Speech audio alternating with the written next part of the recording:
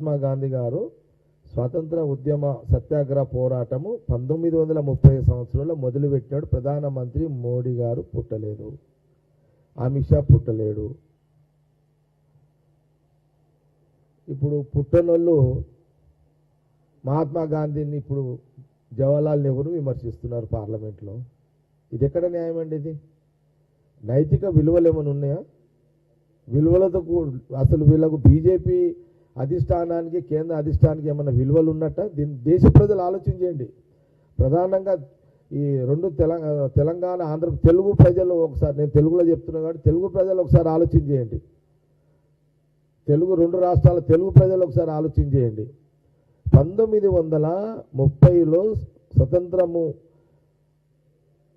స్వేచ్ఛ దేశ ప్రజలకు అందించాలని ఆ రోజు మహాత్మా గాంధీ గారు సత్యాగ్రహ కార్యక్రమాన్ని మొదలుపెట్టాడు. ఆ రోజు పుట్టని మోడీ గారు, ఆ రోజు పుట్టని అమిత్ షా గారు ఈరోజు మహాత్మా గాంధీ గారి గురించి, జవహర్లాల్ నెహ్రూ గారి గురించి మాట్లాడుతున్నారు అని అంటే ఇది న్యాయమా? ఇది ధర్మమా అని కాంగ్రెస్ పార్టీ అడుగుతున్నది, ప్రశ్నిస్తున్నది. రెండు రాష్ట్రాల ప్రజలు కూడా, తెలుగు ప్రజలు ఎక్కడున్నారో, ఈ రెండు రాష్ట్రాలే కాదు, ఈ దేశంలో ప్రపంచ దేశాల్లో రెండు తెలుగు రాష్ట్రాల ప్రజలు ఉన్నారు. ఎక్కడున్నా సరే, ఏ దేశంలో సరే, నేను ఈ మీడియా ద్వారా ఎవరైనా చూసినట్టయితే దీన్ని మీరు ఒకసారి ఆలోచన చేయాలని నేను కాంగ్రెస్ పార్టీ గాంధీ భవన్ ద్వారా యావత్ ప్రజలందరూ కూడా అబ్జర్వ్ చేయండి. ఈరోజు ప్రధానమంత్రి మోడీ, అమిత్ షా మహాత్మా గాంధీ గారి గురించి, ఈరోజు జవహర్లాల్ నెహ్రూ గురించి టార్గెట్ చేస్తూ వాళ్ళు, నేను చాలా సందర్భాల్లో చెప్పిన, ఈ మహాత్మా గాంధీ గారిని, జవహర్లాల్ నెహ్రూ గారిని, రాహుల్ గాంధీ గారి యొక్క కుటుంబాన్ని ఈ దేశ రాజకీయాల్లో వీళ్ళ పేర్లు వినబడొద్దు అని ఒక కుట్ర బీజేపీ టార్గెట్గా పనిచేస్తుంది. వీళ్ళు టార్గెట్గా పనిచేస్తున్నారు. ఇది ఎంత అన్యాయం అండి, ఇది ఎంత దుర్మార్గం అండి, ఇది ఎంత నీచమైన పరిపాలన అండి ఇది.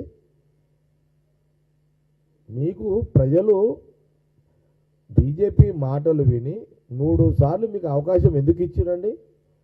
మీరు ప్రజా సమస్యల మీద ప్రజల సమస్యలను తీర్చండి, వాళ్ళ కోరికలు నెరవేర్చండి మీ పరిపాలన ద్వారా అని మీకు 3 సార్లు అవకాశం ఇస్తే మీరు ఏం పని చేస్తున్నారండి? ప్రధానమంత్రి మోడీ గారు, అమిత్ షా గారు, బీజేపీ పార్టీ గవర్నమెంట్, మీరు మహాత్మా గాంధీ గారిని, జవహర్లాల్ నెహ్రూ గారిని, మరి రాహుల్ గాంధీ గారి యొక్క కుటుంబాన్ని టార్గెట్ చేస్తూ మీరు పనిచేస్తున్నారు. అంటే మీ పాలన దేశ ప్రజలు మీకు ఇచ్చింది వీళ్ళని టార్గెట్ చేయడానికే? దేశ ప్రజలు కూడా ఆలోచన చేయండి అని నేను తెలంగాణ కాంగ్రెస్ మీడియా ద్వారా కోరుతున్నా. ఆలోచన చేయండి. వాళ్ళ త్యాగాలు, వాళ్ళ వయస్సు, వాళ్ళ కోరికలు, ఎన్నో త్యాగం చేసిరండి వాళ్ళు. మహాత్మా గాంధీ వయసు అంతా జైలే కదా, మహాత్మా గాంధీ లైఫ్ అంతా జైలు పాలే కదా. వయసు ఏం వయసు అన్నది అప్పుడు? యవ్వనం వయసులో వాళ్ళ లైఫ్ అంతా. మహాత్మా గాంధీ, జవహర్లాల్ నెహ్రూ, చిన్న వయసులో ఇందిరాగాంధీ గారు, ఆ రోజు అటు ఇటు ఆమె 6 సంవత్సరాలు జైల్లో ఉంది ఇందిరాగాంధీ గారు కూడా. అరే ఎంత అన్యాయం, దుర్మార్గం ఇది. దేశ ప్రజలు ఆలోచన చేయాలి. ఇదంతా వాళ్ళ వయసునంతా కూడా, వాళ్ళ వయసును వదులుకున్నారు, వాళ్ళ శక్తిని అన్ని వదులుకున్నారు వాళ్ళు. 12 ఏళ్ళు జవహర్లాల్ నెహ్రూ జీవితము, ఆ యవ్వనము, ఆ వయసులో 12 ఏళ్ళు జైలు జీవితం అంటే ఏమనుకుంటున్నారు? ఇదంతా మీ తీరేమైనా క్రిమినల్సా? మనం 2 రోజులు, 3 రోజులు, 10 రోజులు జైలు పోతే కాళ్ళు చేతులు కొట్టుకుంటామండి.